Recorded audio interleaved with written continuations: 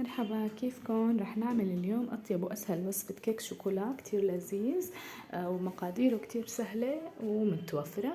رح نبلش ونقول بسم الله. هون حطينا بداية حطيت البيض ورح ضيف له الفانيلا ومعلقة برش ليمون، طبعا هاي اختياري.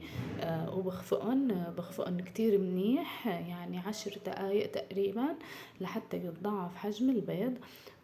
وبعدين بعد ما خفقتهم كتير منيح، طبعا فيكم هون انتو تخفقوهم بالخفاقة او بالخلاط مثل ما بتحبوا. وهلا رح ضيف له كاسة سكر، لانه ما رح كتر سكر لانه انا رح احط له صوص شوكولا. بس اذا حبيتوا ما بتحطوا له صوص شوكولا ويكون حلو فبتحطوا له كاسة ونص سكر. تمام. وبخفقه كمان برجع كتير منيح مع السكر. وهلا رح احط له كاسة او 3/4 كاسة زيت نباتي. طبعا انا المقادير كلها رح اكتب لكم اياها بصندوق الوصف. وهون حطيت له معلقة خل ابيض. كتير ضروري تحطوا له معلقة خل ابيض لحتى يعطي النفشة. وهون انا بعد لما وصلت لهي المرحلة بشيل البلندر وبلش بقى بحركه بايدي. الطحين والباقي المكونات ما بدهم خفق، تقليب بالايد بس. كمان هاي الشغلة كتير مهمة مشان نفشة الكيك.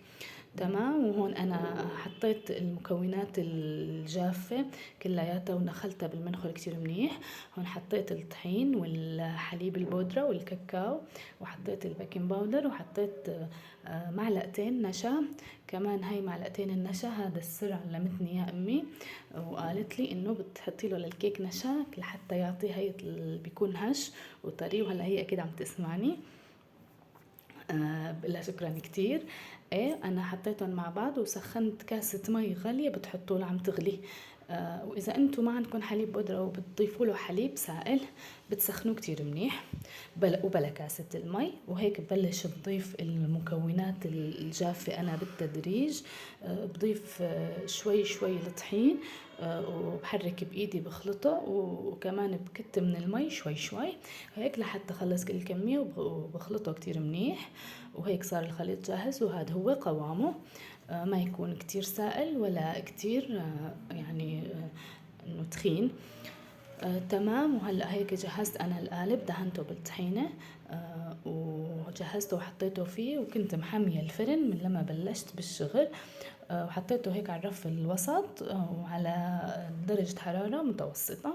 وهيك صار الكيك جاهز. أخذ معي تقريبا 50 دقيقة. إذا فرنكن أحمر شوي يعني لازم ياخد معكم 45 دقيقة. وانتبهوا إنكم ما بتفتحوا الفرن أبدا طول ما الكيك موجود. قبل 50 أو 45 دقيقة ما بتفتحوا الكيك، هيك تطلعوا عليه من برا مثلي، عدوا تأملوه لحتى يصير جاهز. وهيك بيكون صار جاهز. طبعا رح اخبركم عني سر انه انا بعمل كيكات كتير وكتير بينجحوا الحمد لله، بس دائما هيك بضل خايفة لحتى يطلع الكيك من الفرن ويصير جاهز. والحمد لله شوفوا النفشة ما شاء الله وكتير لذيذ وعن جد كتير طلع طيب. وهيك بنحط له صوص شوكولا، يا سلام هيك عم يسبح سبح بالصوص، عن جد شي طعمة خرافية. وإن شاء الله تكونوا حبيتوا الوصفة، ولا تنسوا تعملوا لي لايك وتفعلوا زر الجرس لحتى على طول توصلكن فيديوهاتي. وصحة وعافية على قلبكن، ويلا باي.